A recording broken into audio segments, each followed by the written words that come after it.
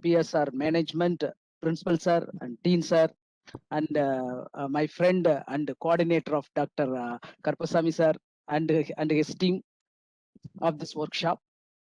Once again, I can say thank you for this opportunity. Participant, today is the 5th and last day of this workshop. I'm going to start my session. My session is MOSFET-based biosensors for healthcare applications. Myself, Dr. N.B. Balamurugan, Associate Professor, Electronics and Communication Engineering Department, Tyagarajar College of Engineering, Madurai. This is my email ID. This is my phone number. I think most of the slides and diagrams or I can get from the various books and websites and others page. So first of all, I would like to acknowledge to everyone. Okay, I'm not claiming any originality. So first of all, I am a basically it is a VLSI man. My area of interest it is called the VLSI. I think this is the VLSI research in the world. So the VLSI mean it is a low power and high performance. So normally it is a performance of the VLSI. It can be classified into 5 major category. The first one it is called the nano circuit architecture. And the second one, it is called the leakage control. The third one, it is called the low power VLSI signal processing. And next one is the interconnect noise. After the testing, finally, it is called the circuit design. So this is the major classification of the VLSI. So VLSI means everyone, you remember that it is called the low power and high performance. So first of all, I'm started with the VLSI technology evaluation. Normally, I hope everyone know about the MOSFETs. In the 1990s century, I think we have to normally electronics component will be started with the vacuum tube. After that, transistor. After that, it is called the integrated circuit. In the integrated circuit, most of them we are using the MOSFET. Normally, it's a MOSFET. It is a metal oxide semiconductor field effect transistor. It is a dominant technology in the semiconductor market.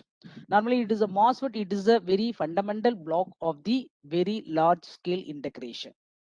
The first MOSFET, it is called the P MOSFET. Normally, the MOSFET classification, the major classification of the MOSFET, it is a P MOSFET and N MOSFETs. So normally there's a P MOSFETs mean it is called the P channel metal oxide semiconductor field effect transistor. This MOSFET it's used for the initiated the LSI technology, large scale integration technology. After that, the PMOS it's replaced by the NMOS for high speed operation. After that, it is a CMOS was invented in 1963. The CMOS it's nothing but it's just combination of the PMOS and NMOS. The CMOS is used for the high density and low power applications. CMOS means it is the complementary metal oxide semiconductor. So present technology we can call as the BiCMOS technology. This technology is consists of the bipolar transistor and CMOS technology. We can CMOS and bipolar junction. It's together. They are working in this technology. So this technology it's mainly used for the mixed signal integrated circuits. Normally, mixed signal integrated circuits mean the input is maybe analog or digital. Similarly, it is the processing may be analog or digital. In output may also analog or digital. So one side I am checking its analog process is that digital. Finally, you can convert it into the analog. So this is called the mixed signal integrated circuits. Next one, what are the chip evaluations? Normally, the chip evaluation it will be started with the SSI. It's end with now is going on. It is a GSI technology. SSI mean it is called a small scale integration. This technology was introduced in 1950s. SSI technology mean it have only 10 gates. So the best example of the SSI technology is the AND gate, OR gate, and NOT gates. After that, we heard the MSI technology. It is called the medium scale integration technology. We are only having the less than 100 gates. So the best example of the MSI mean it is called the flip-flop, orders, and mux and demux and subtractors. In 1970s, the LSI technology is introduced. The LSI mean it is called the large scale integration.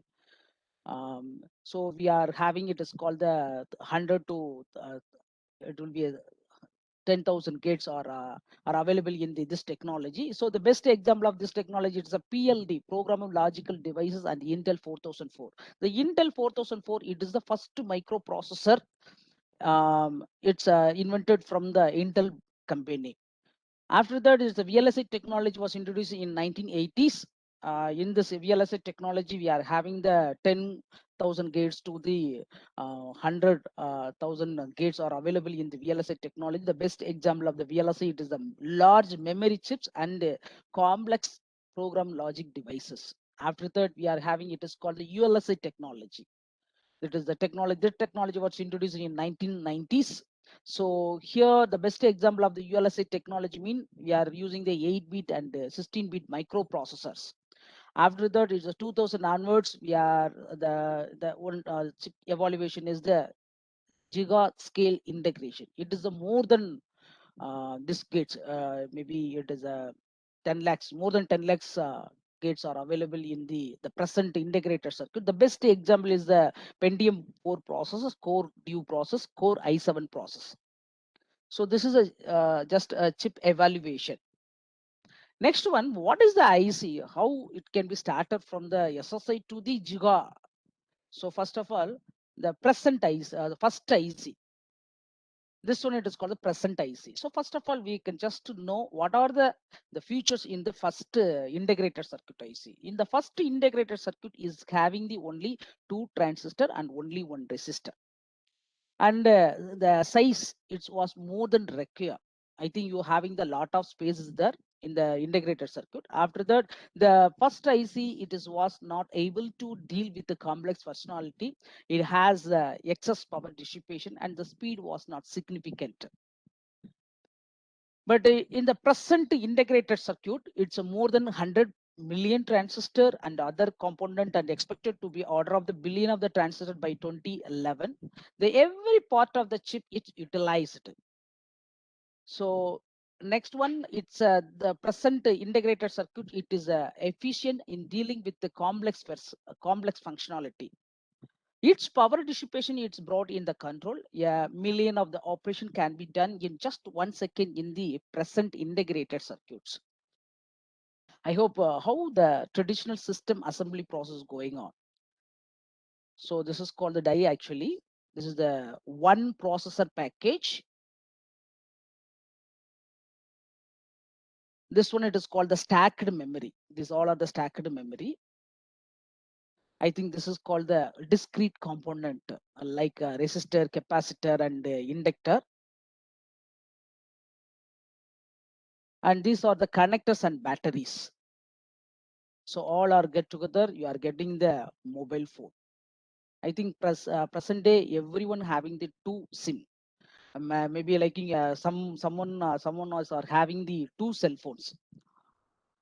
So I am started with the evaluation of the electronics devices. He is the Bernard Braun. He discovered the rectification.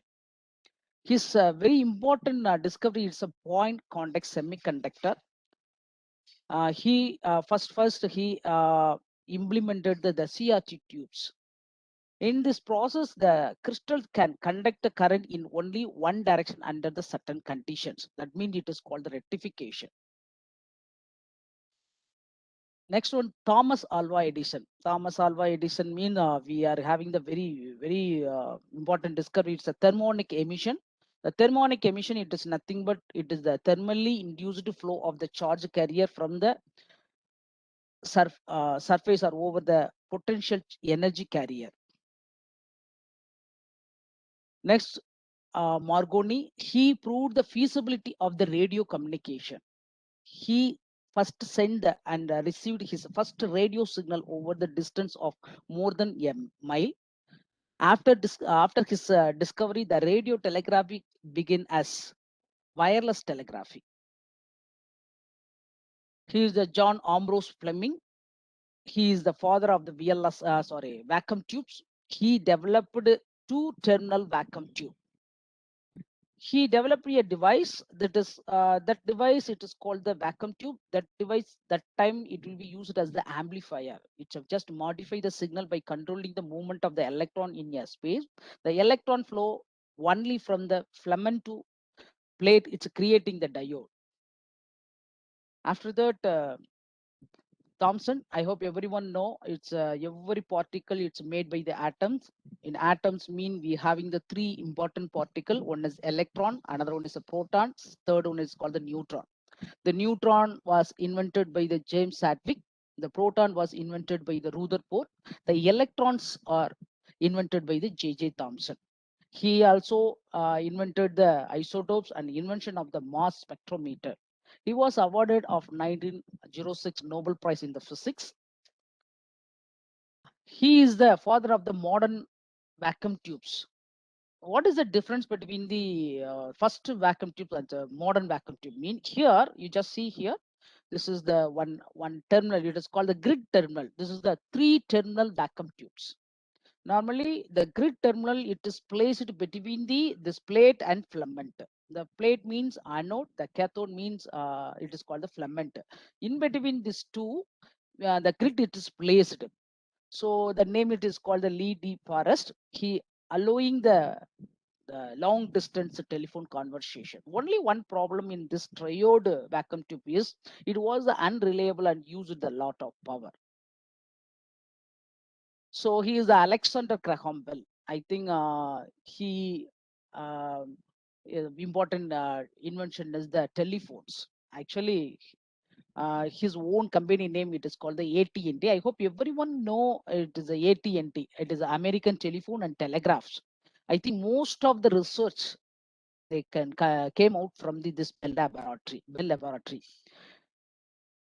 I think why we normally we can pick the phone, we can say it's a hello. The hello, it's a mother. Someone said he is a lover of Alexander Graham Bell. But we are give some respect to Alexander Graham Bell. So every time we can pick the phone, we are say it is called the hello. Okay. He is the name of the personality. It is a linear field. He proposed the first basic principle behind the mass field transistors. After that, 1934, it is a German scientist, it is Oscar Gale. He patented the first field effector transistor.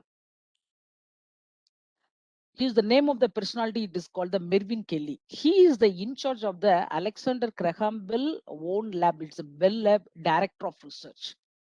He felt that you want to get the good provide the best phone services, it will need a better amplifier. The answer must be lie in the semiconductor.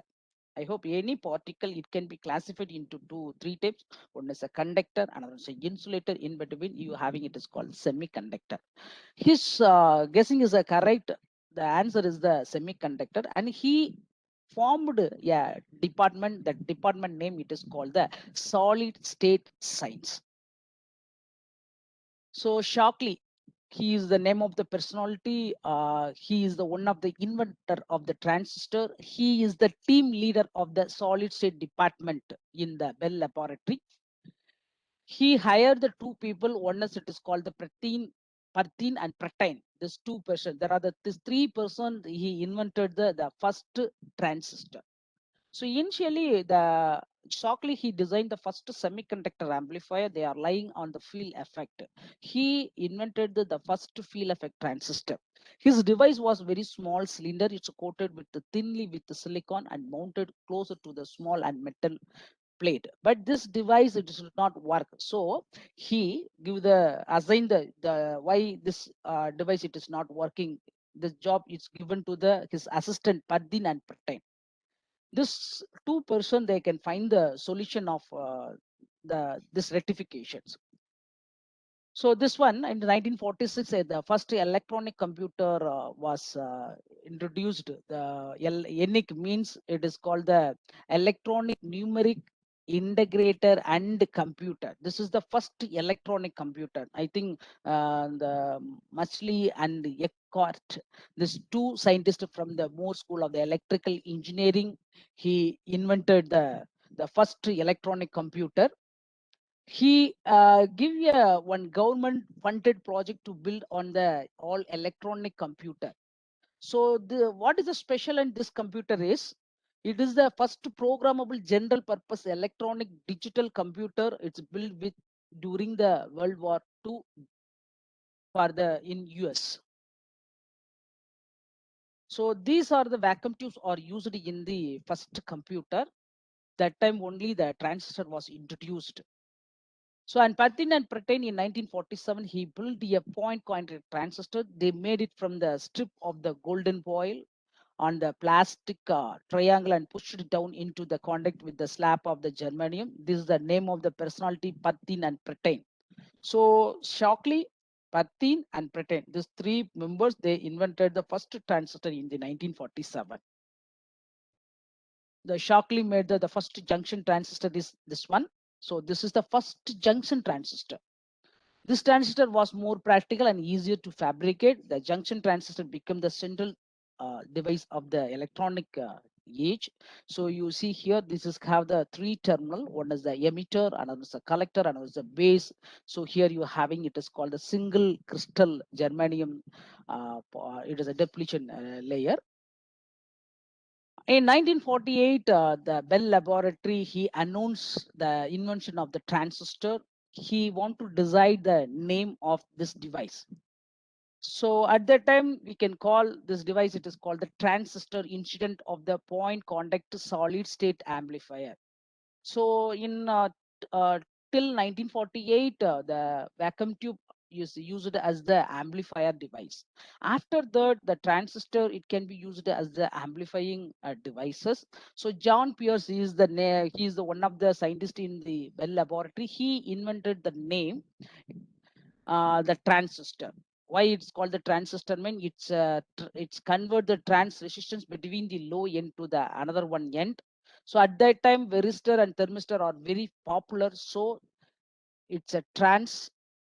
After that, it is a that device. It's a varistor and thermistor. It's a famous. So he called the name. It is called the transistor. So transistor was introduced from the Bell Laboratory in 1948.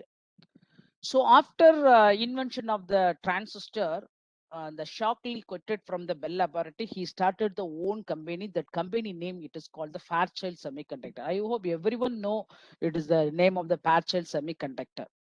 So he recruited the 16 people for initially. That 8 people are very important people. I think Shockley management style is very hard. So that 8 people are conquered from the Shockley Fairchild Semiconductor. He can started some own company. It's particularly this 2% Robert Noyce. Robert Noyce, he is a Jordan Moore. These 2% are very name of the personality. Here, Robert Noyce, he is the second person to invent the integrated circuits. And Jordan Moore, he is the father of the VLSI. I hope everyone know Moore's law. The Moore's law, it's the respect to the Jordan Moore. He is the father of the VLSI. I hope everyone know Moore's law. Every 1.5 years, the number of the transistor would be double in the inside the integrated circuits. I think this 2 person, it is a Robert Noyce and Jordan, when he can started the own company. First, they can started the one company. He called the name is the second name of his company. So, what is the second name of the Jordan Moore and Robert Noyce mean? It is a Moore and Noyce, Moore Noyce. That name it is not a feeling good because everyone we can call the More Noise, Morenoise.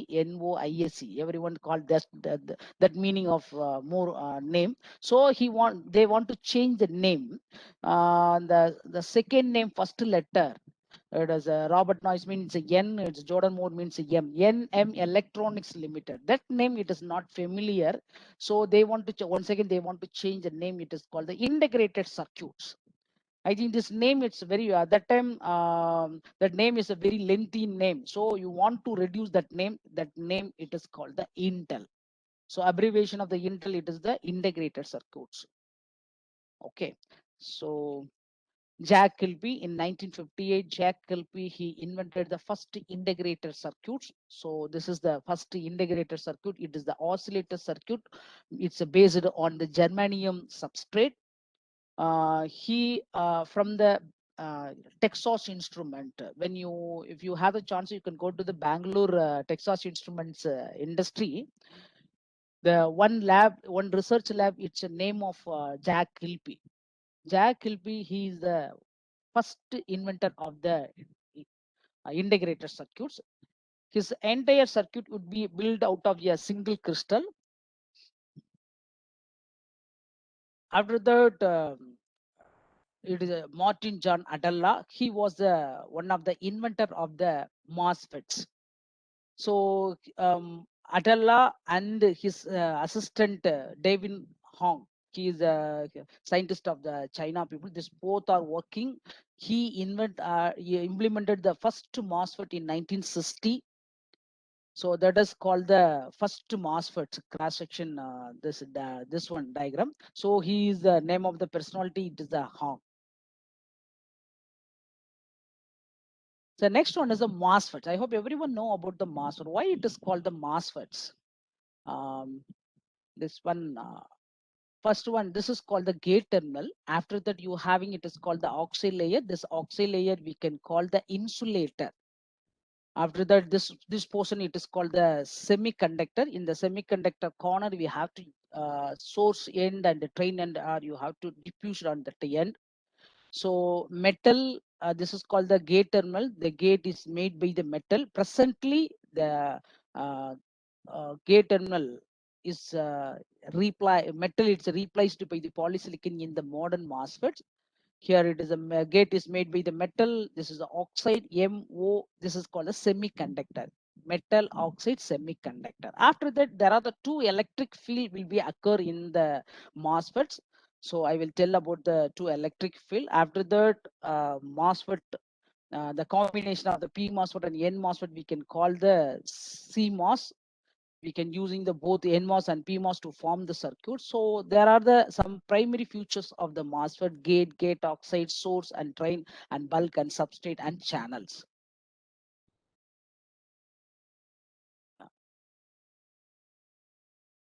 So this is the circuit symbol for the N MOSFET. Normally MOSFET, it can be classified into two types. One is P MOSFET, after that it is called the N MOSFET. Most of the time we are using the N MOSFETs. So the N MOSFET, we are having the two types. One is the E MOSFET. E MOSFET mean it is called the enhancement MOSFET. Another one MOSFET, it is called the depletion type MOSFETs.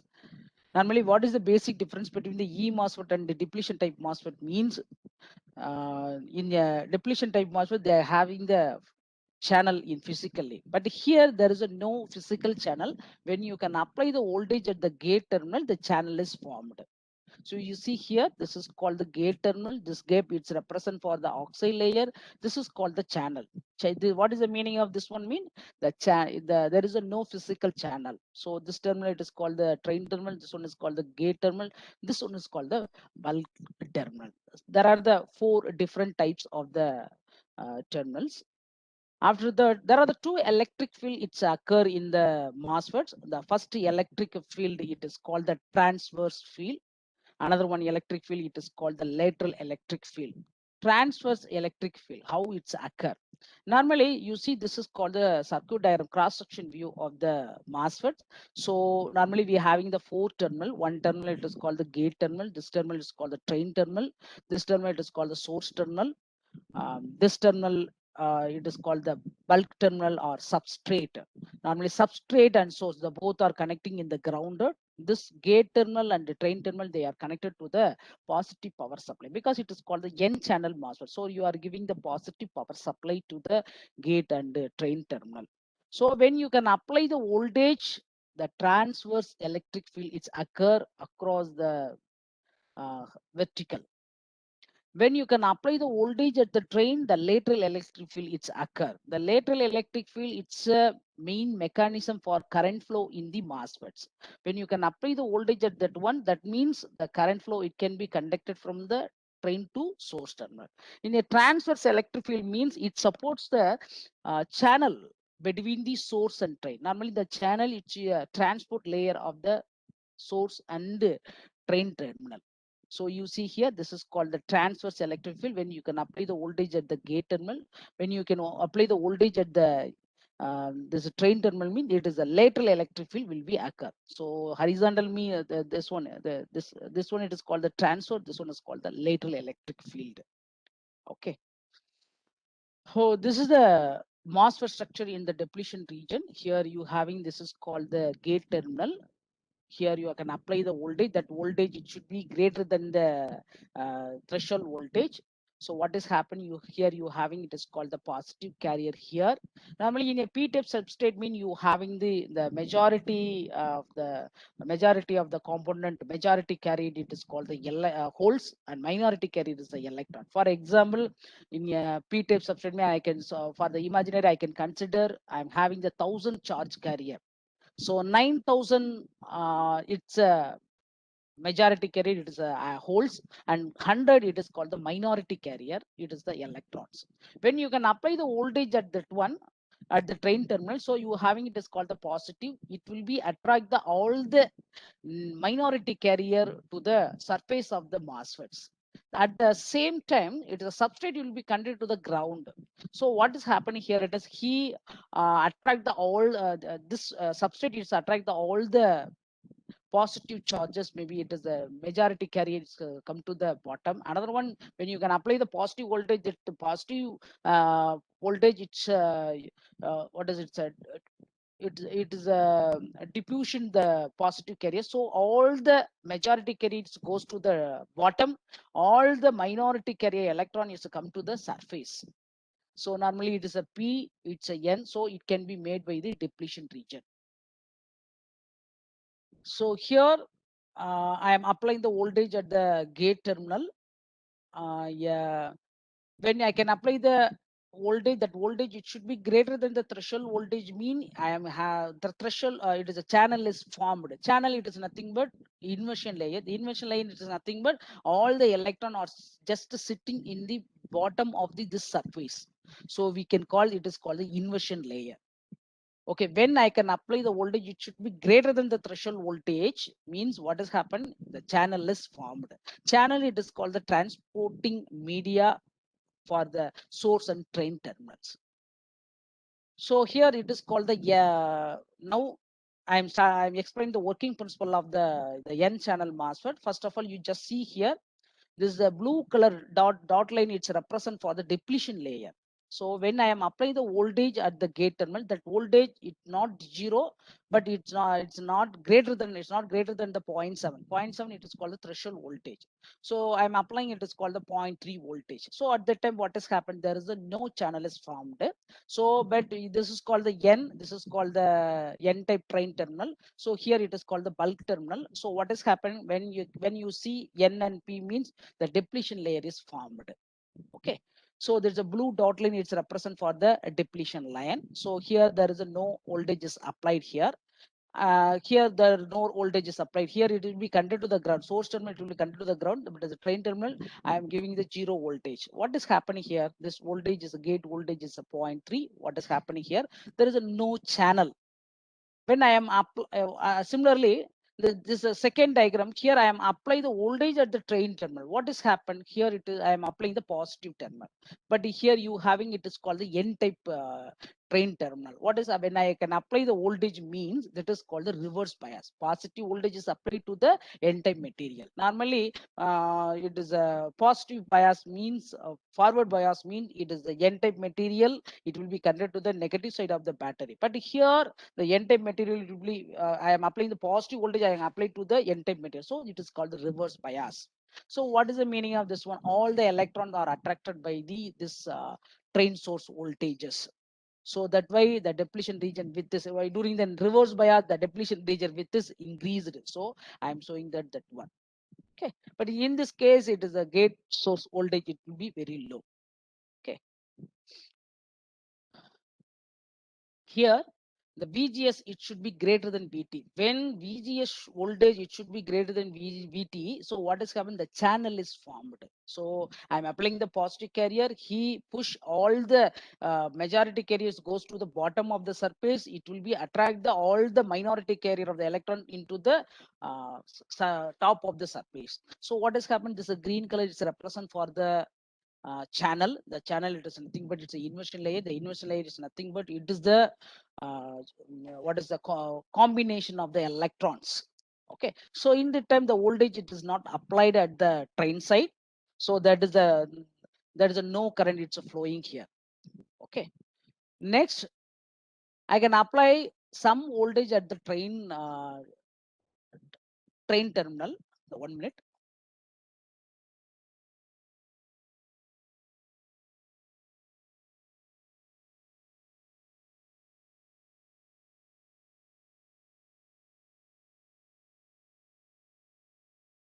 Yeah, I'm applying the voltage at the what is train side also. Now here I am applying the voltage at the gate terminal. Here I am applying the voltage at the train side also. What is happening here? A small amount of the current is occurred. So what is the meaning of the current? When the electrons it can be moved from one place to another place, means the electron it can be generated it's in the opposite direction. So here the lateral electric field it's occur when you can apply the voltage at the train terminal. Okay, next one here, the N channel MOSFET with the VGS it should be greater than VT and large VDS. So what has happened here? The point at which the inversion layer density becomes very small at the train end, it is called, it's named as the pinch off. Here you see this one, it is called the pinch off. Why it's happened? When I can apply the more positive voltage, that voltage we can call the VDS saturation. What is happening here? It will be attract the more electrons from the N-type semiconductor. After that, it is a train side. After that, you just look at what are the other electronic sources is available in the train set. Here the channel is made upon the electron, so that electrons also attracted, so you having some empty space and the train end, so that empty space we can call pitch off regions. So the value of the VDS at the pitch off we can call the VDS saturation. The VDS saturation is nothing but VGS minus VT. VGS mean it is called the source voltage. VT mean it is called the threshold voltage. The difference between the VGS minus VT we can call the VDS sat. When your voltage, it's a train voltage, it should be greater than the VDS saturation, the pitch off region is occurred. So normally we are having the three region of the MOSFET. One is it is called the cutoff region. In the cutoff region, there is a no current flow. After that, you having it is called the non-saturation region or ohmic region or linear region. In the region, your MOSFET it can be acting as a resistor. So maximum current flow on this region. The third region we can call the saturation region. So in the saturation region, very small amount of the current it's only produced. So you are having the constant current. So in this stage, the MOSFET it can be acting as a current source, controlled current source. So you see here, this is the expression for the MOSFETs. I hope everyone know ID. It's nothing but it is called the train current. When it occur mean when your gate source voltage it should be less than VT. So less than VT mean no channel is formed. So at that time what has happened? No current flow is no current flow. So we are having ID is equal to 0. And next one we are having the two conducting region. The first one it is called the non-conducting. The remaining two region we can call the conducting region. First of all, I can go to this one. This region where VDS it should be less than are equal to VGS minus VT. In this condition, what is happening here? You are having the more current it's produced. So that current we can call the mu COX W by L. Normally it's a W by L, it is not the aspect ratio. That is called the process, what is it? It is called the geometry parameter of the MOSFET. It's a mu and COX. I hope everyone know mu, it's called this mobility. COX mean it is called the oxide layer capacitance. That two are called the process conductance parameter. So mu COX mean mu COX and W by L. That is called the parameter of the MOSFET. So this is the equation for the train current equation for the linear region, ohmic region, non-saturation region, or triode region. What does mean by a linear region?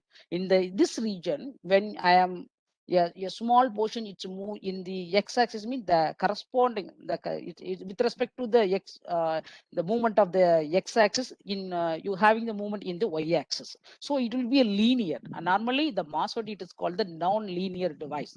I hope everyone know non-linear mean you cannot predict the future of the MOSFET characteristics.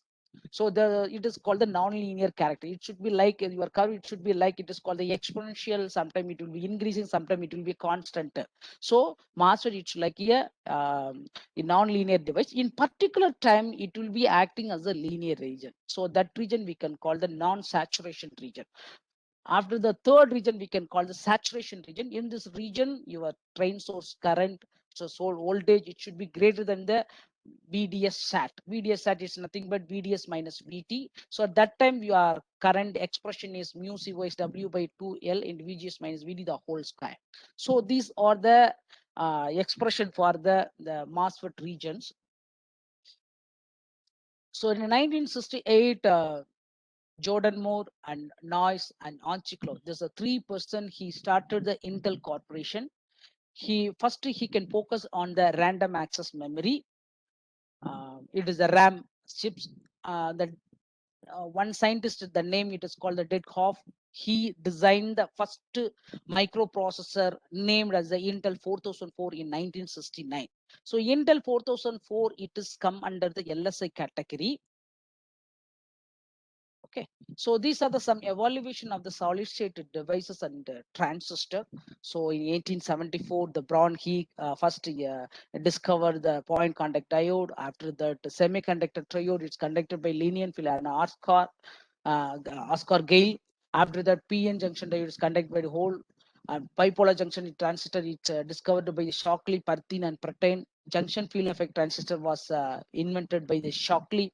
The integrated first integrated circuits invented by the Jack Kilby. After immediately the Pop Noyce, he is the one of the founder of the Intel. Both are invented the first and second integrated circuit. Dave Adalla and Hang, this 2 person, he invented the MOSFET and Met. He is the invented the first MESFET, that is called the MESFET. Here there is a no oxide layer, so that is called the MESFET. MESFET, no oxide layer. So it is called the MESFET. It was introduced in 1966. So he is the father of the VLSI. The name of the personality is Dr. Jordan Moore. He say one law. That law it is called the Moore's law. That law means the number of the transistor on the integrated chip would be double every 18 months. You see here in x-axis I can mention the year. In y-axis I can mention number of the transistors accommodated in the single integrated circuit. When year is going up, what is happening here? The number of the transistor also is going up. Okay. So that it's mean it is called the device modeling. You see here, it's a left side diagram. It will be represent. It is called the ENIC, first electronic computer. I think the operation of the both this ENIC, it will be accommodated in the single laptop. So this is the 1947. Here, after using the device modeling, you can just enable the system formation. You having the simple hand size laptop here. That in a laptop you having the more operation compared with the first electronic computer. So everything will happen by the device modeling. So why we can go for the miniaturization? Normally, the size is very small. After that, it will be very speed is very fast. After that, the cost is very cheap. So that the reason we can go for the miniaturization of the MOSFETs. So normally the scaling, it can be divided into 2 types. One is called the upscaling, another is called the downscaling. When your device size it's go down, the device per chip it should be increased. So it's according to the Moore's law, the number of the electronic component in the integrated circuit would be double for the every 18 months. He is the Dennett scaling. He prescribed one theory. For that theory we can call the scaling theory. This is called the scaling. The scaling means you can string the dimension, maintain the aspect ratio. You must string the electrostatic features as well as the depletion region. You just see here in 1980 The gate length of the MOSFET, it is called the 10 micrometer. In 1985, you are having it is called the 5 micrometer. Micrometer means it's a 10 to the power minus 6. In 1988, it's a 2.5 micrometer. 91, you are having 1.3 micrometer. 94, you're having 0.63.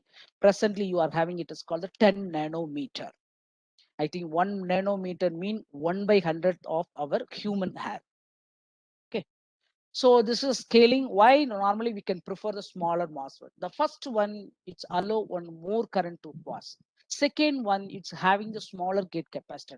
These two factors will be contribute for the lower switching times, and your device is going for the very highest speed. So third reason, it's a reduce the cost. So smaller integrated circuit, it can be allow more chips per wafer. It can be reducing the price for the chip. Normally, I ask the one basic question: when I am giving $1 mean it will be around it's a 75 rupees. How many transistors you can purchase for the $1? I think most of them they can answer is sir 10 transistor. 15 transistor, 100 transistor, or 1,000 transistor. But the answer is you have to purchase one integrated circuit. In integrated circuit, present integrated circuit, you're having the billion of the transistors. So normally MOSFET scaling, it can be classified into two types. One is it is called the horizontal scaling, another one is called the vertical scaling. Horizontal scaling means what is happening here, the channel length, it is the x-axis, it's reduction. The channel length is a string. In vertical scaling mean it is a y-axis. Vertical scale mean what are the y-axis parameters? It is the oxide thickness, oxide layer thickness, it can be reduced. So when you can go for the horizontal layer, the short channel will affect your device. So when you want to rectify that one, you can go for some new material. So that new material we can call the high K material. So we can have the question: is there any limit of the scaling after it should be greater than the 1 nanometer? So first of all, what do you mean by the sat channel effect?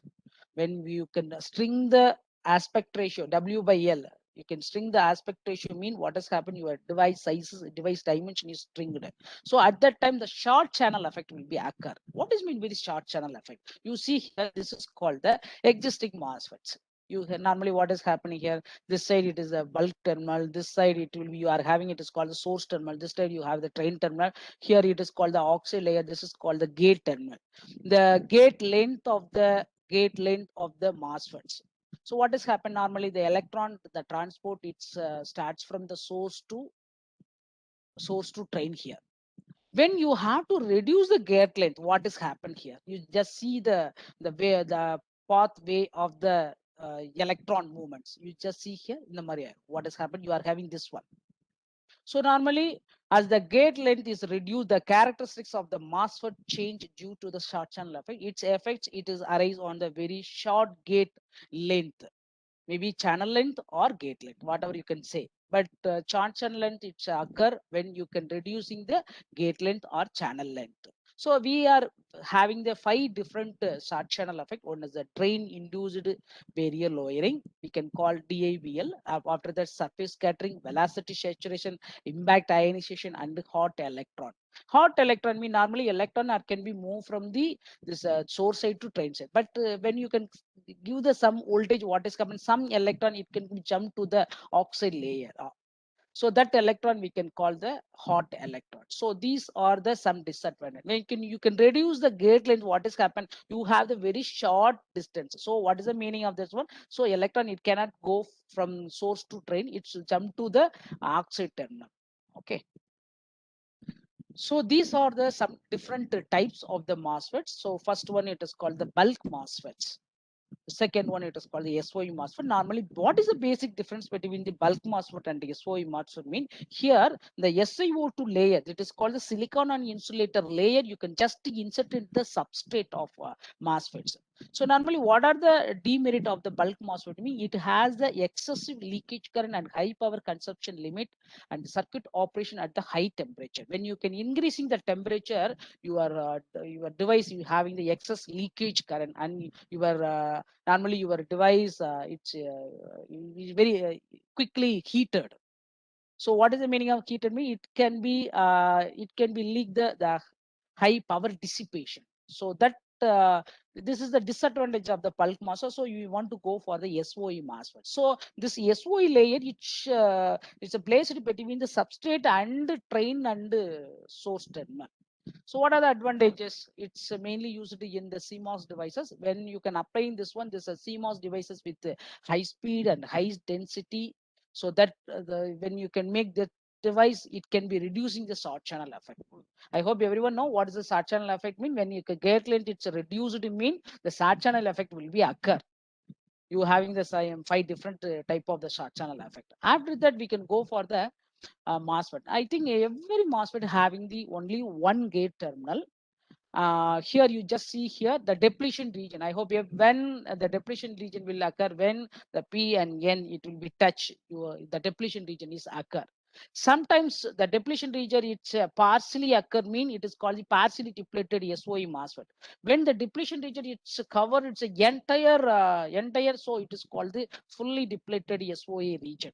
So what are the partially depleted SOI MOSFET having some advantages? It's free from the King effect. It has the enhanced subthreshold swing. It's reduced the power requirement and highest gain in the circuit speed. So these are the advantages of the partially depleted SOI MOSFETs. This one it is called the full multi-gate MOSFET. What is the meaning of the multi-gate? Normally MOSFET having the only one gate terminal, but here you just see here that red color, you having the two red color. What is the meaning? Top gate and bottom gate. So you are having the two gate MOSFET. Normally I can mention that it is all the gate it's made by the metal. Normally most of the MOSFET it is the metal, the aluminum metal, it's used of the metal for the gate terminal. So here we are using the same metal it's used for the gate terminal, mean that is called the symmetrical double gate MOSFETs. When one gate, the top gate it's made by the one metal, bottom gate it's made by the another one metal, mean that device we can call the asymmetrical double gate MOSFETs. So double gate MOSFET have what are the advantages? Mean it's a sharper subthreshold slope and it has the improved carrier transport. So this is the double gate MOSFET. In the double gate MOSFET, mean you have the one gate at the top side, bottom you have the another one gate. So two gate terminal. So it is called the double gate MOSFETs. So sometimes the both metal, top gate and bottom gate, it's made by the same metal. Sometimes it's made by the some different metal. This is called a surrounding gate MOSFET. Normally what is happening in the previous case, here it is a left side you having the source terminal, right side you have the drain terminal, in bottom you having the bulk terminal, or it is a gate metal, in top you having it is called the gate terminal. So normally the terminal it is called the horizontal MOSFETs. That horizontal MOSFET it is called the double gate MOSFET. Yeah, but you see this case, it is a surrounding is the uh, sorry, in the this name of the terminal, the MOSFET, it is called the surrounding gate MOSFET. Bottom it is called the source terminal. Top you having it is called the drain terminal. It the central portion it is called the gate. Central portion it's covered by the gate terminal. Here the gate it is covered by the middle part of the MOSFET. So this terminal it is just to surround, the gate is surrounded, so it is called the surrounding gate MOSFET. Normally another name of the surrounding gate MOSFET, it is called the vertical gate MOSFET. So top you having the source, bottom top you having the drain terminal, bottom you have the source terminal. In between the center portion is covered by the gate terminal, so it is called the surrounding gate MOSFETs. So that one it is called the another one very important alternative device. Why we can go for the alternative device? It's a MOSFET setup. Why we are going for double gate, surrounding gate, dual metal gate, means when you want to reduce a subthreshold or when you short channel effect, we can go for the some alternative device. So alternative device is the best choice for removing the short channel effects. So you see here it is a general normal MOSFET, but your gate it's made by the two metal.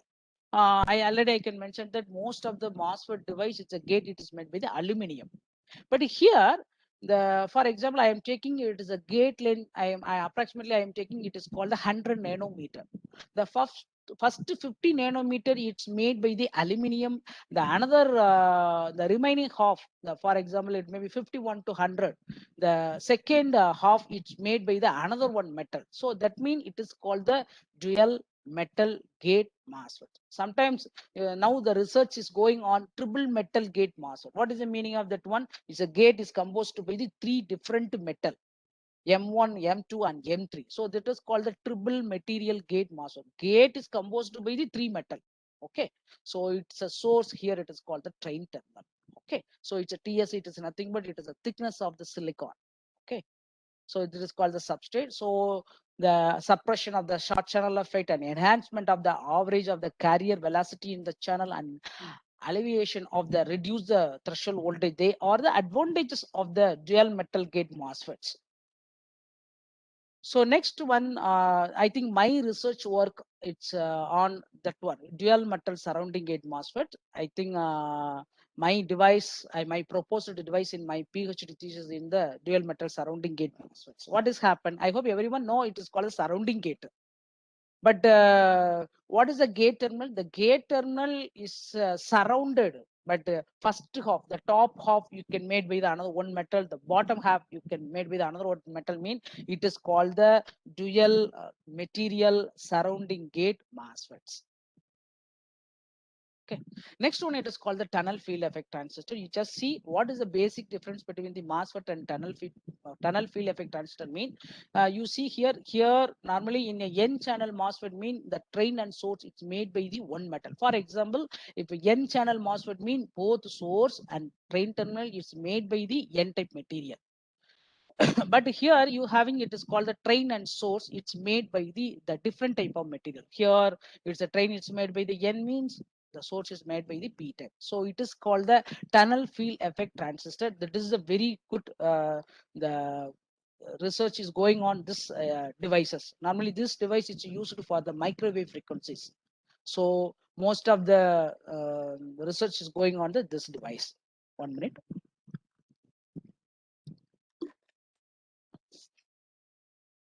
Another one, it is called the silicon nanowire transistor. In the name of the name of this transistor, here the channel is made by the one nanowire. Nanowire mean what has happened? It's a channel. It looks like a one wire. The wire, the gate length of that wire mean it's a nano. Nano mean it is a 10 to the power minus 9. So the channel of the this transistor, it is the nano, it looks like a wire size, it's a nano, it's made by the silicon, so it is called the silicon nanowire transistors. You just see here there's a source terminal, it's a drain terminal. Here it's a channel, its size of the channel is the nano, it looks like a wire, it's made by the silicon material. Okay, so that is called the silicon nanowire transistors. So it is a very hot area of the MOSFET is a high electron mobility transistor. I got the two projects from this devices. I am having the TAR project and one SERB project. I am using this devices. It is called the high electron mobility transistor. Most of the scientists and researchers, they are working on this area. They have to very deeply the concentration on the characteristics of the MOSFET, how this characters it's reduced, it's used to reduce the short channel effect. So it is called the high electron mobility transistor. It's mainly developed for the high speed application. It's widely used in the low noise signal power amplifier and oscillator and mixer operating at the frequency up to gigahertz. Okay, but only one disadvantage is the fabrication process. I think India, we having the IAC and the IIT Mumbai, they're having the fabrication facility. But in the fabrication side, it's process. It's a very more complexity for the high electron mobility transistor. But here it is a off current value. It's very high. Okay. Next one, it is a SOE MOSFET. So in SOE MOSFET, we having the 5 different category. First one, it is called the device modeling. How you can make the device modeling, mean the quantum modeling. What is mean with the quantum modeling? Quantum modeling mean your gate length, it should be less than 10 nanometer, mean that modeling we can go for the quantum modeling. In the quantum modeling, you can have the energy quantization and ballistic effect and get channeling effect will be come under this quantum modeling. So similarly, after that, you can go for the capacitance modeling. I think when you can study of the MOSFET, you having the lot of the capacitance effect is occur. I think this capacitance is used to decide the speed of your device. So in the capacitance modeling, we are having the three different type of the capacitance. One is it is called the gate capacitance, CG. CG mean it is called the gate capacitance. After that, it is called the channel capacitance. Channel capacitance mean there's a channel, it's connecting the source and drain. Here you have the one capacitor. That capacitor we can call the channel capacitance. After that, you having the three coupling capacitor. Normally, you having the drain side is there, source side is there, bulk terminal is there. So we having the three capacitor. So gate capacitor, channel capacitor, and coupling capacitor. Totally, there are the five capacitor are very important in the MOSFET device. When you can go for the every different type of the device, you having the every device having the five different type of the SAT channel. Sorry, it's a gate capacitor. It is a different type of the capacitors. After the RF and circuit modeling, the based on the type of the equivalent circuit, it will be modeled. So after the finally, it will be a noise modeling. A lot of research is going on the noise modeling in the SOE MOSFETs. So normally, the major classification of the noise modeling, it is a low frequency and noise. Another one is called the high frequency noise.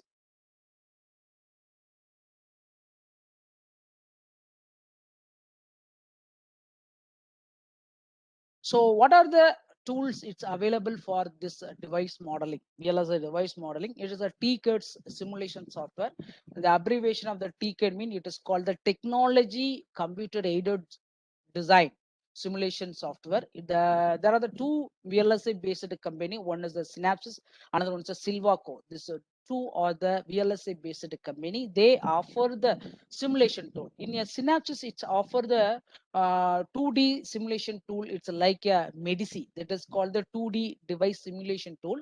Another one it is called Centaurus device. So we are having this Synopsys software tool we are having. So here in the Centaurus tool, we can make the 2D and 3D device analysis. Silvaco, they can offer the one simulation tool. That name of the tool, it is called the Atlas. Sorry, Atlas. Sorry.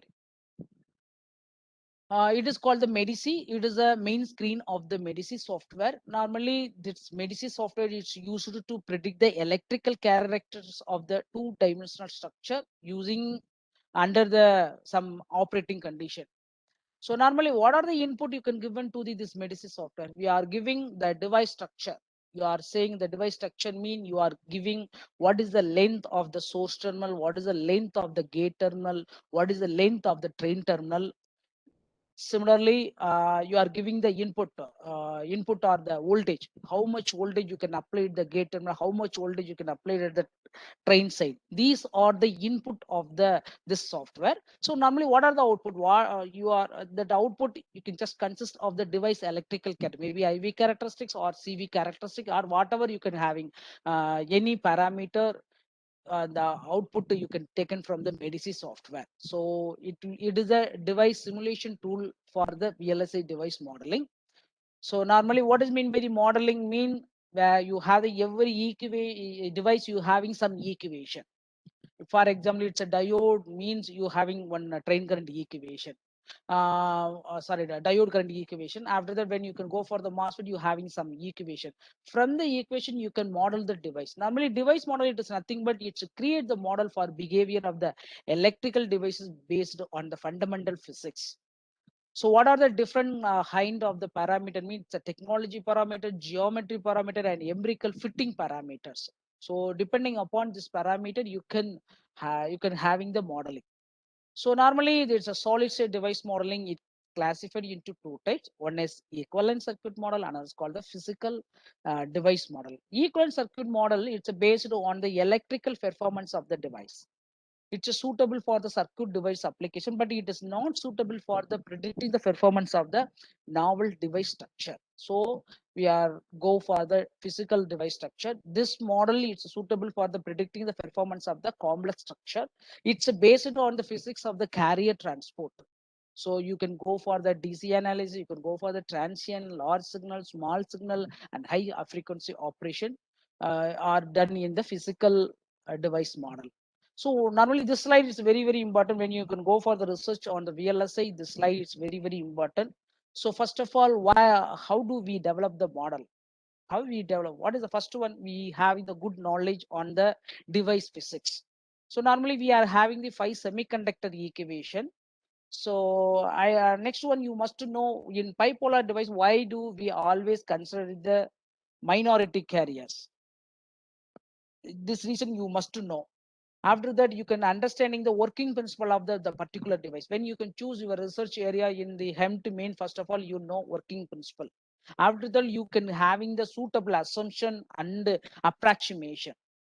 After that, you can apply the proper boundary condition. After that, you have to solve the equation. You have to identify the new model parameter. That model parameter or extraction, it should be very simple. After that, your analytical model, it compared with some simulation model or experimental data.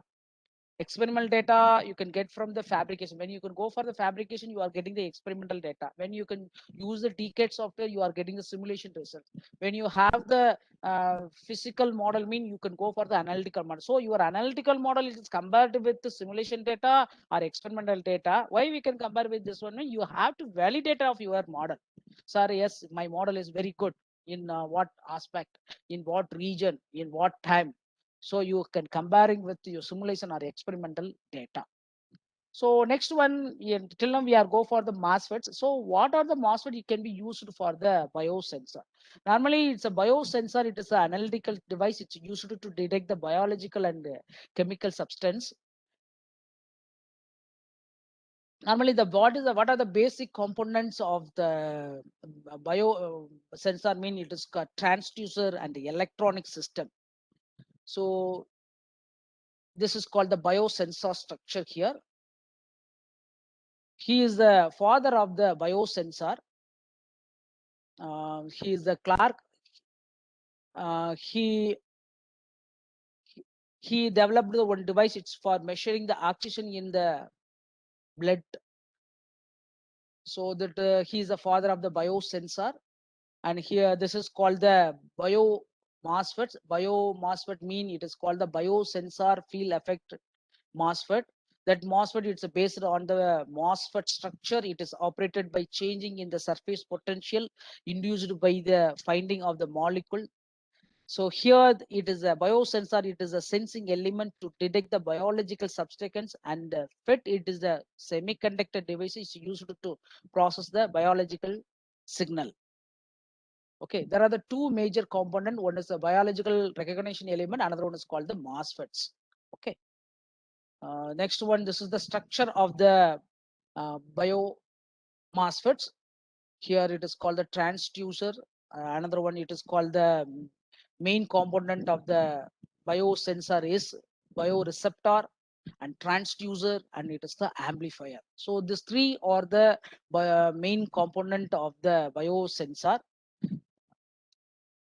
So this is the process of the biosensor. So here I hope everyone know that's the name of samples, analytical and bioreceptor and transducer, and finally it's a signal processing display. Okay, so next one, it is called the fabrication of the bio MOSFET. You just see here what are the steps. It's a substrate formation, active region formation. Third one, you can provide the dielectric sensing layer. The fourth one, it's providing the receptor on the sensor film. I think this is the first steps is the substrate formation. The substrate of the device is made by the silicon. Okay, next step is to provide the source and drain electrode by the electrode evaporation and the electron beam lithography. See here. And the third step too, you can provide the dielectric sensing layer to active the device. Finally, the bioreceptor are inserted on the sensing film layer in order to sense or detect the biological substance. Okay. So next one is it's a working of the bio MOSFETs. So the structure, it looks like a basic single gate field effect transistor. This is the one of the transfer characteristic curve of the device shown here. So we are apply the significant gate bias. The channel is formed between the source and drain. The electron, it can be starts flowing from the source to drain. So for the make the device as the biosensor, the gate region, it's just in order to provide the gap, the insert the biomolecule due to the etching the device, which need the more gate bias to form the channel. This change shown in the drain current curve when the molecule are inserted into the cavity region. This is called the cavity region. Under the channel region is changed when sensing happens. More carrier or start flow from source to drain. So which carrier is the threshold voltage and drain current is shown in the figure. Okay, so that's why we normally we can prefer the MOSFET based biosensor. So this is low, it's have the low weight and low cost of the mass production, and its size is very small, and it's compatible with the commercial planner process for the large scale circuitry. It's easily integrated into the digital microfluidic devices for the lab on chip. So this is the first bio MOSFET was introduced in 1970. It was the ion sensitive field effect transistor. It was invented by the Piaget for the electrochemical and biological application. So it is a bulky reference electrode. So this kind of the device is very difficult to construct the smaller device. So this is the big disadvantages of the this bio MOSFETs. So however, extreme scaling properties of the MOSFET having the outstanding electrical property, so they are well matched to attain the high sensitivity even with the single molecules. Okay. The next one, we can go for the modeling of the multi-gate MOSFETs. Why we can go for the microelectronics to the nanoelectronic. Microelectronics mean 10 to the power minus 6. Nanoelectronics mean 10 to the power minus 9. So your transistor, it can be converted string into the this one. So when you can go for the microelectronics material to the nanoelectronics devices, mean the short channel effect will be occur. So why we can go for the scaling? One is a high density. Yeah, you having the less space, so you can accommodate more number of the electronic component. So that means it is called the high sensitivity. When you can connect, when you can accommodate the more electronic component, it will go very fast, and its cost is very small, very low cost, and it has producing a low power consumptions. So what is the option? How it can be occur? So you can go for the new material or new device structure. For example, normally we are using the silicon. When you can go for the germanium, or you can change the structure of the MOSFET. You can go for surrounding gate or double gate or dual metal gate. So these are used to reduce the short channel effect. Normally that short channel effect, it's like a disadvantage. So you want to overcome this short channel effect, we can go for the choosing the new good metal, and you can change the device structures. I think presently we are having the 15 nanometer gate length or channel length of the MOSFET. Channel length mean the channel means it's a transporting layer between the source and drain here. So what are the application? I think it is companies like Qualcomm and Samsung, and most of the electronics based company, they can using the tunnel fits in the product in order to support the Snapdragon process. Wherever you can go for the mobile phone, you can using Snapdragon process. It's process from the Qualcomm company. Okay. So next one, it is called the tunnel FET. How the tunnel FET, it can be act as the bio MOSFETs. Normally tunnel FET, it is the here it is a source is made by the p-type material, train it's made by the N material. Here it is called the inverted layer. So normally tunnel FET, it is the PIN structure. In the tunnel FET, the doping of the train and source is different. It works under the principle of the tunneling. The normally tunneling, it is nothing but then sufficient gate bias is applied. The valence band of this is a valence band. When you can apply the sufficient gate voltage at the gate terminal, the valence band of the source and conduction band of the channel is aligned together so that the electrons are can move from the source to drain. So the application of the mass TFET, it's usually in the memory device. It is called the static RAM, laser diodes, and LED and photodiode. So these are the some advantages of the tunnel field effect transistor. It's suitable for the low power application, and it having the less than subthreshold swing. It should be less than 60 millivolt per decade. So after that, it's a conduction of the tunnel field effect transistor depending upon the band to band tunneling. Okay. Next one, it's a modeling approaches. Normally, we can you can go for the design analysis. We are having go for the modeling approach. There are the two solution will be available. One is called the numerical solution. Another one is called the analytical solution. In the analytical solution, we are having the 5 different basic solving equation method. One is it is called the superposition method. Another one it is called the Fourier series expansion. Another one it is called the green function. The fourth one it is called the parabolic approximation. Fifth one, presently most of them they are using the finite differentiation method. So this 5 method they are used to solve the Poisson equation. Normally we are very familiar of the Poisson equation and Laplace equation. When you have the one particular region, that region you having the charge is inside that region, mean that time we are using the Poisson equation. Some you can specify some region, that region there is a no charges, mean that time we are using the Laplace equation. So this 5 equation, they are the solution of the Poisson equation.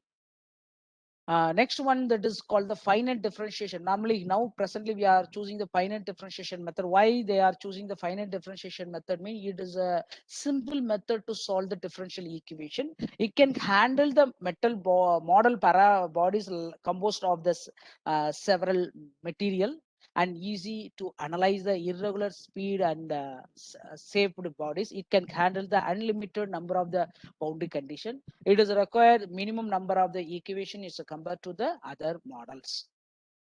So now we can choose the finite differentiation method. This is the one of the paper I am presently I am applying to the journal. Here I am derived the following parameter: surface potential, electric field, threshold voltage, and train current. So these are the parameter I can taken for this device. This device you can just go through this one. This is a triple material double gate TFET. I hope everyone know TFET. TFET means source and drain. It's made by the opposite doping intensity. So here it's a gate. It's composed by the three material. One is triple material, and you have the top gate and bottom gate. So it is called the triple material double gate TFET. This model it is verify or it is validated with the simulation TCAD simulation result. You see here, this is called the triple material double gate TFET. You see here, this is called the structure. This is a source is made by the p-type metal, train is made by the it is a n-type metal. Here it is a gate is made by the 3 metal. The first metal it is a AU, it is a work function, it is a 4.9. Normally work function mean when your 4.9 electron volt you can apply to that metal. What has happened, that electron it can be moved from the valence band to the conduction band. Similarly, the second gate work function it is the 4.7 electron volt. That name of metal it is the Cu.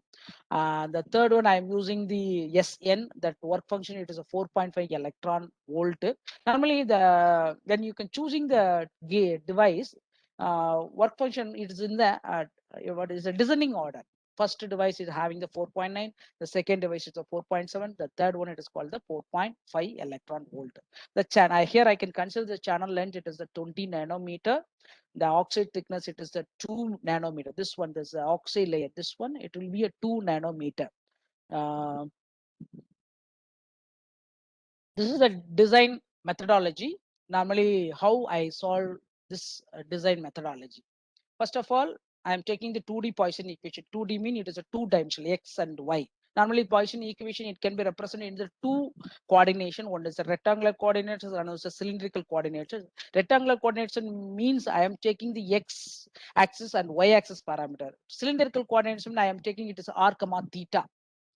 Okay, here that 2D Poisson equation is solved by the finite differentiation method. Normally, what is meant by the finite differentiation method? You see here, you are it is a that region I can split it into the partitioned.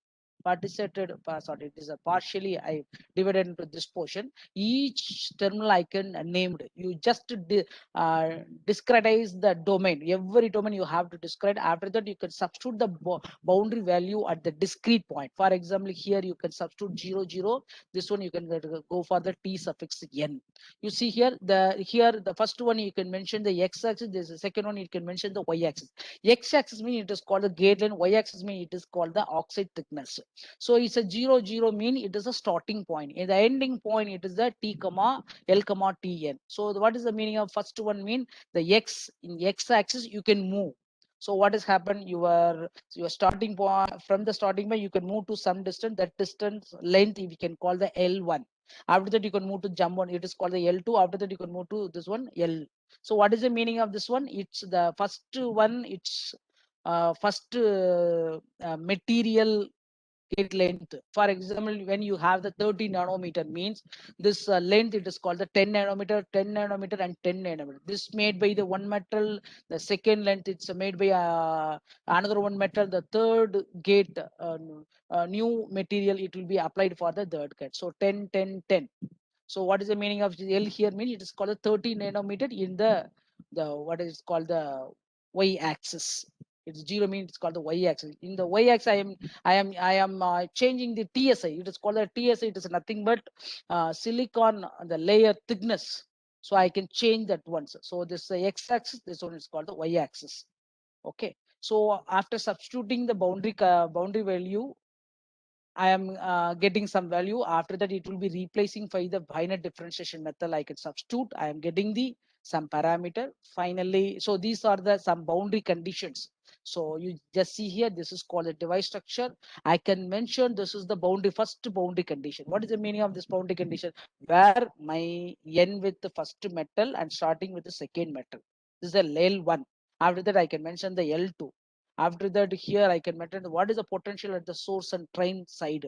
So this side it is called the source side. I mentioned the pi s1. Pi s it is called the surface potential. Here it's the x-axis, y-axis also both are it will be 0 mean it's a starting point. Similarly, it will be the ending point, the last point. So L1 plus L2 plus L3 in x-axis here I can move from the 0 to the final L. Okay, in y-axis it will be a 0. That value I have to mention. It is a VBI plus VDS. It is called the built-in potential. VBI it is nothing but built-in potential. VDS is nothing but the voltage you can apply it at the drain side. So these are some boundary condition. This boundary condition you can apply it at the discretized point. This point you can apply. So finally, this is the 2D Poisson equation. When you can apply the equation for the finite differentiation method, you can apply, this is all our derivative. When you can apply the boundary value at the discrete domain, you are getting some discrete point. That point you can apply to the derivative. You are getting the surface potential. It's bias, it is called the surface potential. You are getting this type of the equation. Okay, so where is this beta? I can mention in this one. Okay, after that I can go for the electric field. When you are getting the surface potential, you can immediately you can differentiation with respect to the position you are getting. It is called the electric field. In electric field there are the two type of the electric field will be occur. One is the vertical electric field, another one is called the horizontal electric field. The third one it is called the third parameter, it is called the threshold voltage. The threshold voltage, it is nothing but it's a minimum voltage. It's required to turn on the device. Wherever you can have the any MOSFET device, when the transistors are turned on, how much voltage I can apply at the gate terminal, how much voltage I can apply to the gate terminal, your transistor turned on. That is called the threshold voltage. Okay, so this is called the resultant discussion of my proposed work. I think my proposed work, it is called the triple material double gate field effect transistor here, that is represented by the green color. You just see here, this is called the green color.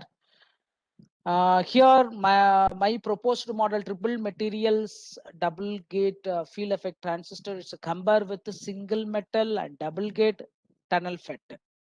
Here you just see here every 30, you just see here it is called the 20, mean every 6 you are every 6 nanometer you having the one step size. You're having it is called the step size. What is the meaning of step size mean?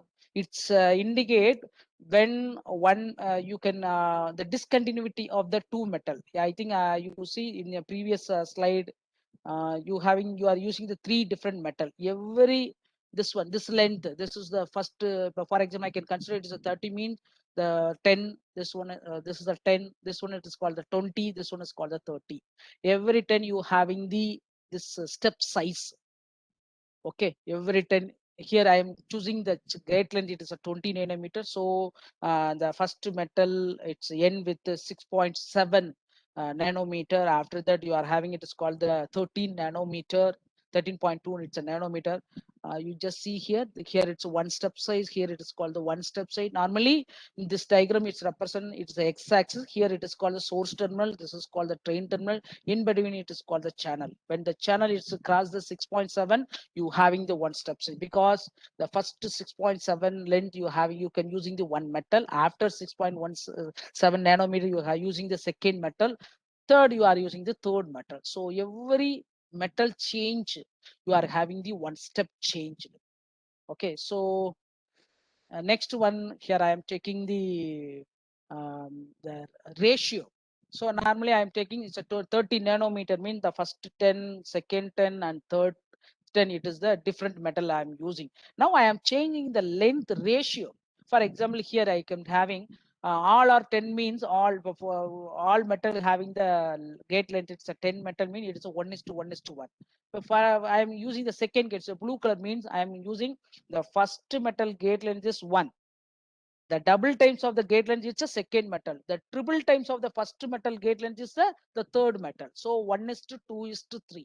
So gate length of the metal is 1:2:3. So third metal mean the triple times of the first metal. So 1:2:3. The third one I can change the combination 3:2:1. Here the 1:2:3 it's a convenient method. So you just see it is a blue color.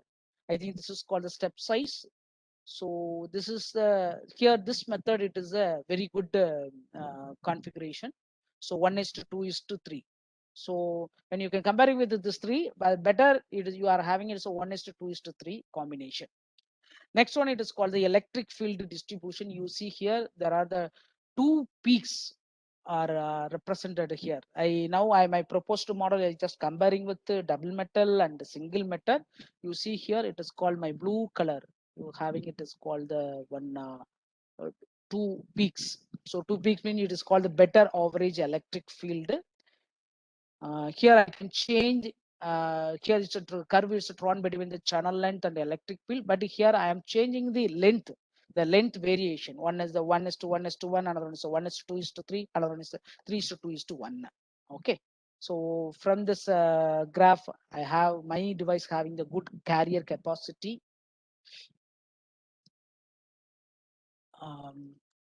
Yeah. The next one, it is called the variation of the oxide layer. Here this graph is drawn between the uh, drain voltage to the threshold voltage. So you having the equation there. Now you can change the permittivity oxide layer. What has happened, your threshold voltage is reduced. So the threshold voltage for the triple materials tunnel FET is the 0.34. It is a oxide permittivity of the 20 nanometer. Okay. Here I can change the doping concentration. So I am changing the higher doping, it's give the higher on current. So this curve is drawn between the gate voltage and the drain current. After that, you can this graph is drawn between the gate voltage and drain current. But you here I can varying the silicon film thickness. So I can change this from the 5, 10, 20, 15 and 25. So actually equation of this one, I can changing this one. What has happened, your train current, it has also changed because it is the train current equation and axial layer thickness, both are in the direction proportion. When I am changing in the TOX value, your train current is also increasing. Here I am optimized thickness of the silicon layer. It is a 5 nanometer, the 50 nanometer. Here I can varying the train current with the oxide thickness, TOX. Okay, so what has happened here? When here my proposed model, I can compare it with the existing model, dual metal double gate TFET. Here I can at this point, it's this symbol I can taken from the TKIT simulation. Now my model, it's validated with the existing analytical model and simulation model. Simulation model, it's called the TKIT simulation. I think simulation model results and my analytical model results are, they are compared, they are matched. So my proposed model, it is successfully evaluated, validated. So finally this metal, I am had the expression of surface potential, electric field and threshold voltage, and this model is validated with the TKIT simulation result. My model results, it's obtained with very close with the simulation results.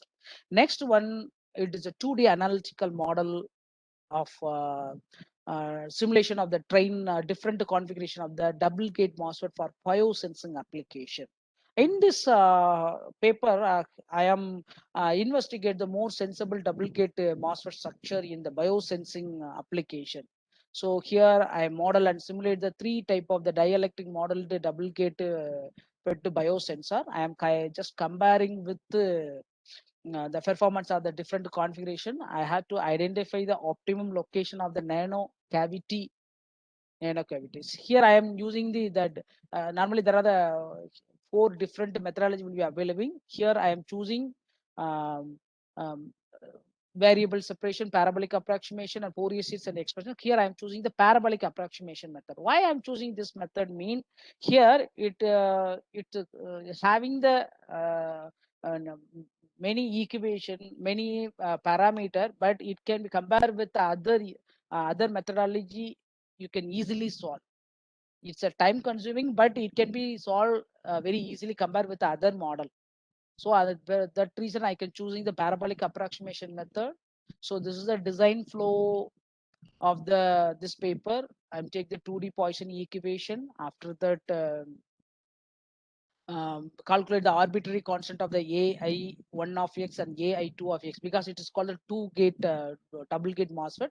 After that, I can calculate the surface potential and mm, uh, threshold voltage and sensitivity. Okay, so this is called the double gate MOSFETs.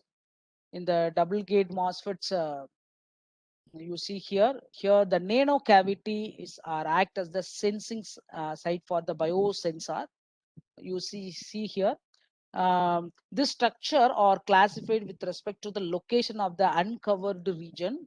Um, this uncovered region, which can be acting as a door for the biomolecule. This uncovered region we can call the nanocavity region. This nanocavity region, it is formed by the etching the gate oxide layer. Here the nanocavity location are assumed to be the different position of the double gate MOSFET.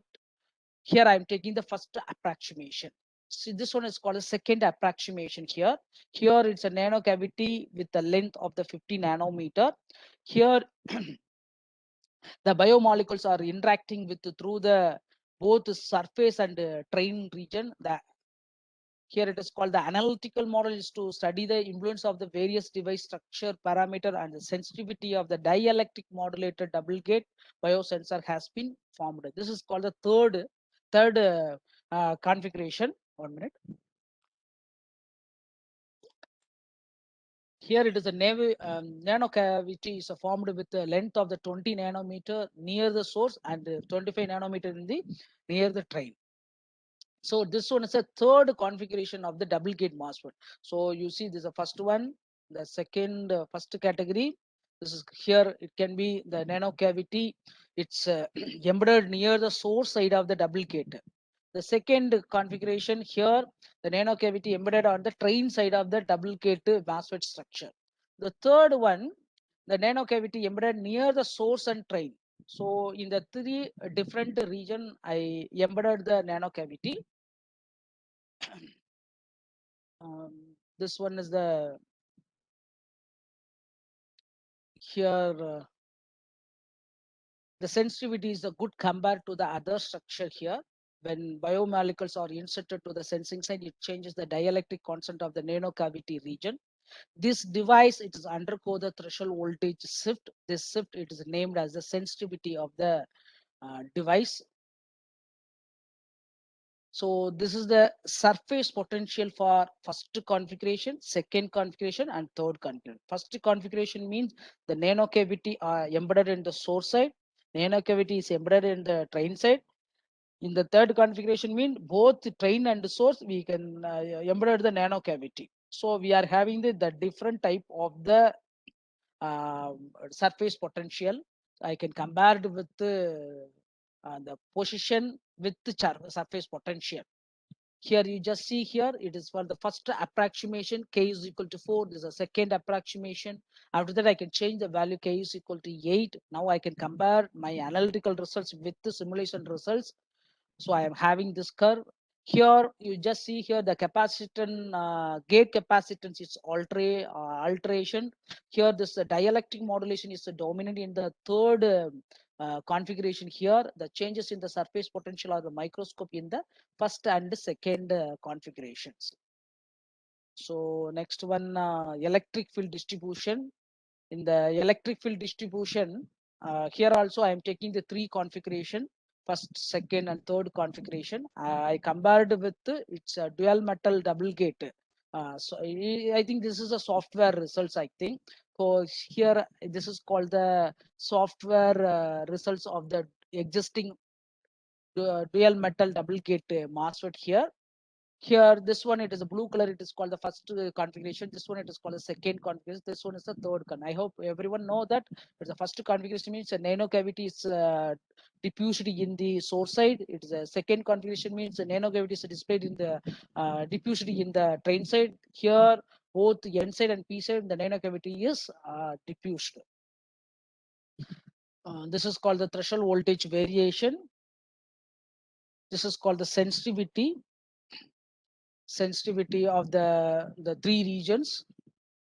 Next, I am taking the device. It is called the dual material and double gate device. Now we till now I am seeing the double gate MOSFET. Double gate MOSFET means top you having the one MOSFET, bottom you having the another one MOSFET. But you just see here, this is called the device structure. This gate is made by the two metal, so it is called the dual metal double gate MOSFET. So it's a gate. Here it's a gate. Here it's a gate. But it's a gate is composed by the two color. You just see here. This a blue color mean one metal. This brown color means another one metal. So here this device structure, it is called the dual metal double gate MOSFETs. So normally why we can go for this one mean you have to increasing the device switching speed, and also it can be provide the better sensitivity comparing with the smaller cavity dimension. So this is called the boundary condition. Here we have the 8 different boundary condition. You have the 8 different unknowns. Every region, this is the boundary condition. From the boundary, I apply the boundary condition. I calculate the threshold voltage of the dual metal surrounding gate TFET here. So this one is called the surface potential. So in this paper, in this graph, the step function, you just see the step function. You see here. It is a default dielectric constant of the nanocap, which assumed as the 1. It denotes the absence of the biomolecule. So dielectric constant, it can be vary from 1, 3, 5, and 7. So different type of the dielectric constant. So I can draw the curve for the surface potential with the positions. Okay. It can be reduced the train induced barrier lowering. Train induced barrier lowering, it is the one of the short channel effect. So next one, it is called the electric field distribution. It is a threshold voltage variation. Here it is the rate of the change of the threshold voltage of the high cavity dimension. It's high. Here it is called the dual metal double gate biosensor or the heavy immunity to the short channel effect, and thus the current reliability of the biosensor devices with the dual sorry, it's a double material will be increased. So next one is the it is the sensitivity. The sensitivity of the dual metal double gate MOSFET biosensor is just compared with the double gate MOSFETs biosensor for the two different nano cavity dimension. So first one I am taking it is 10 nanometer. Here I am taking it is called the 25 nanometer. When neutral biometric are immobilized, if the nanocavity region is larger in size, the number of the biomolecule samples that can be accommodated in this region and also very high. So the impact of the biomolecule or the device parameters will be more. There will be a big gap in the sensitivity flats of the dual metal surrounding gate with the cavity height of the 10 nanometer, 10 nanometer and 25 nanometer. The slope of the sensitivity curve for the dual metal structure and double gate structure, it is above the 50 millivolts. So from this design metric, the dual metal surrounding gate MOSFET based biosensor are treated as the optimal biosensor with the higher sensitivity. The dimension of the nano cavity play a vital role in the modeling of the future MOSFET based biosensors.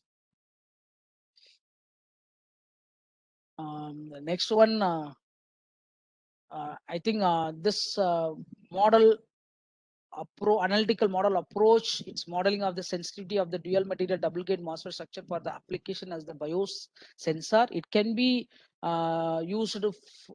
It can be used, and this results can be validated with the results of the TCAD. The threshold voltage of the dual double metal structure proved that it would be work even under the lower gate voltage, but it can be interfered for the 100 nanometer biosensor structure. The double metal, it is optimal in terms of the less power consumption. So these are the published paper on the dual double gate. The various configuration, the nano cavity, you just diffuse in the source side, drain side, and both side you can apply it. So this is the comparative analytical analysis of the various configuration of the nanoscaled dielectric modulated double gate MOSFET based on the biosensor. This paper is already published. And another one, it is here I am checking the sensitivity analysis of the dual gate metal oxide field effect transistor for the biosensing applications. This paper also it's published in 2018. Here I am checking the dual metal double gate. Here I can compare my results is compared with the TCAD result. This paper is published in the International Journal of Electronics and Communication. I think these are the MOSFET biosensor. They are used in the some application. One frequency test, another is a glucose monitoring devices. Another one thing, it is a pulse oximeter. So these are the some example of the MOSFET. They are using some healthcare application. Normally, when you can go for the research in the analytical model, we are taking this table. Normally, in the digital circuit, in digital circuit diagram, we are having the 3 input to truth table. I hope this is the A, B, C. Normally, here I am taking A, I consider as a device. B, I can consider as the method, which method I can prefer. The third one, it's called the parameter. Normally, device means, for example, in our this lecture, the SOI MOSFET, double gate MOSFET, TMG MOSFET, surrounding gate MOSFET, dual metal surrounding gate MOSFET, tunnel FET, HEMT. These are the some sample of the devices. Methodology means model or methodology means it is called the Fourier series method. Another one is a parabolic approximation method, finite differential method. This is called the methodology.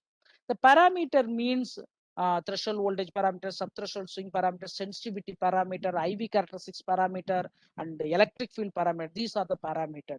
When you can read any basic paper mean, you are in the 000.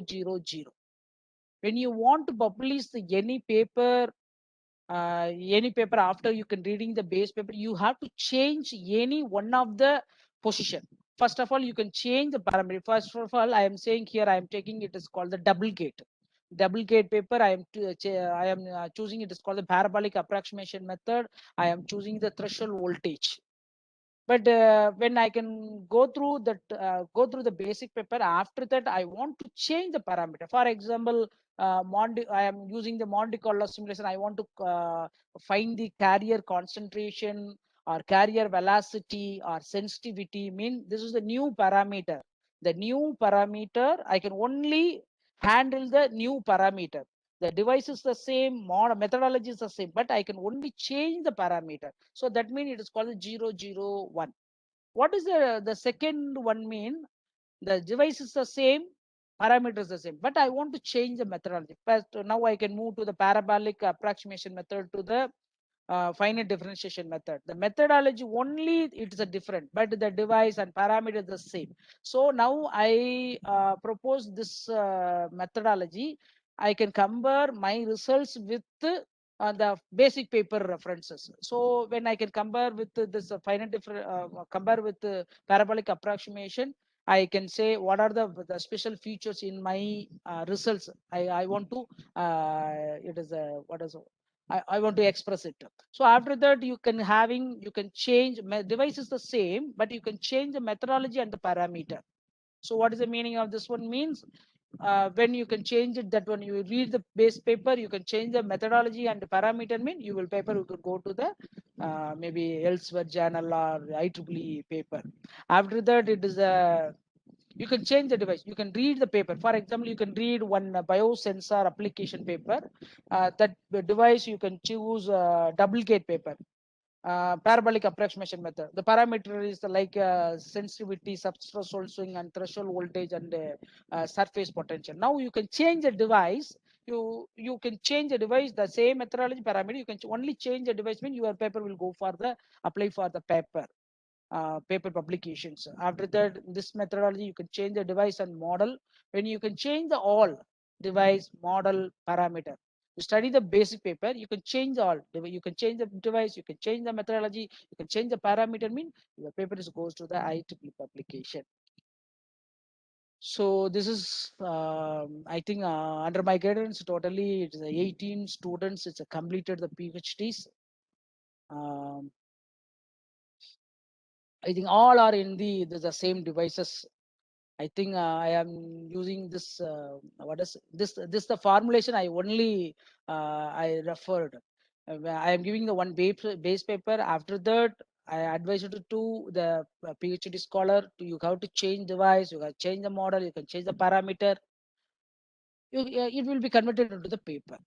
Okay. So this style I can completed the 18 PhD. So don't believe a textbook blindly. Never give up. No one knows the future. There would be a solution. So think, and think, or you can wait some time. Someone will think for you. Okay. In US, the MIT, they demonstrated next to 20, 30 years, 30 years, the researcher is already demonstrated. But we are working towards the 2030.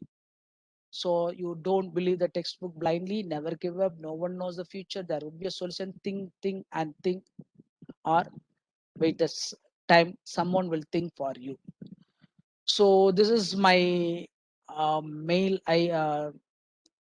ID and phone number. Whatever you have any doubts on this biosensor MOSFETs for the healthcare application, you can talk this phone number and this email ID, or otherwise you want to do research on this VLSI device modeling, you can approach this email ID and phone number. I think most of the MOSFET I think a MOSFET is where the very fundamental block of the VLSI. The MOSFET, it can be used as a biosensor, like all healthcare applications. So when you can go for the MOSFET modeling, it's a very hot area in the research field. Strictly it will be 2 years or 2.5 years. You can complete the PhD on the VLSI device modeling application for the biosensor or healthcare application. When you want to do some PhD or some research work, or you want to help of the complete the research work, you can call this number and this mobile email ID. Okay. So thank you for your patience. Finally, I would like to thank coordinator Karpasamy sir and his team and principal and PSR management. Thank you for this opportunity. Thank you, sir. Thank you, participants. Thank you, sir, for your valuable presentation. Participants, unmute your mic. If you have any clarification, please ask. Sir, one more clarification from participant side. Yes, what parameter of MOSFET varies with changes in the bioanalytic? Ma'am, normally MOSFET is there when you have to insert the nano cavity where you have to insert, maybe you have to insert the position of the gate, or you can apply in the source terminal, you can apply in the drain terminal. So where should we diffuse that nano cavity in this 3 terminal, you can go for the analysis, ma'am. I think we just completed only in the double gate metal, madam. Double gate and dual metal gate metal only. Now we are going to do the research on the tunnel FET and HEMT. We are going for this 3 configurations. I already mentioned the first 2 configurations, the second configuration, third configuration mean the nano cavity at the source side, nano cavity at the drain side, nano cavity at the both side. So this analysis is go for the HEMT. In HEMT, you having the different type of the HEMT. In tunnel FET, you having a different type of the HEMT. Now we are doing the research on this area. Thank you, sir. One more clarification from participant side. Okay, whether MOSFET is used for higher voltage application or current? Not the higher voltage, madam. It's for, you can apply for the low voltage application, madam. Normally, the MOSFET and VLSI, they are used for the low power application. And you can go for the biosensor and healthcare application. You can go for the VLSI devices, not for the high voltage application. I think my proposed all the devices, it's mainly used for the low power application.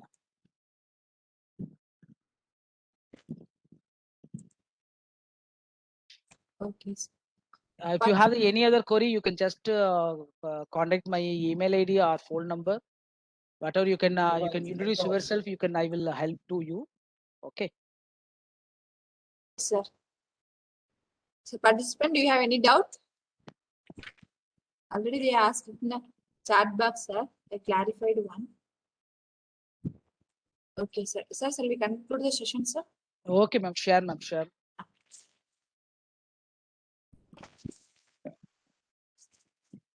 On behalf of our PSR management, I express my heartfelt thanks to today's resource person, Dr. N.B. Balamurugan, Professor, Tyagaraja College of Engineering, Madurai. Despite of his busy schedule, he shared his valuable time to share the topic in MOSFET-based biosensor for healthcare applications. And also he gave very nice explanation about how the low power and high performance VLSI research, evaluation of VLSI technology, dual metal surrounding in MOSFET, and also he will explain about the research field in tunnel field of a transistor, silicon nanowire transistor. He gave the ideas about what are the tools available in simulating device performance like MEDICI, and how do we develop the models in BioMOSFET. Thank you for technical informative session, sir. Thank you, sir. Okay, ma'am. Thank you, sir. Thank you, ma'am. Dear participant, shall we start the next session at 11:45? Yeah. Shall I leave now? Yes, sir. Okay. Thank you, sir. Okay, ma'am. Okay.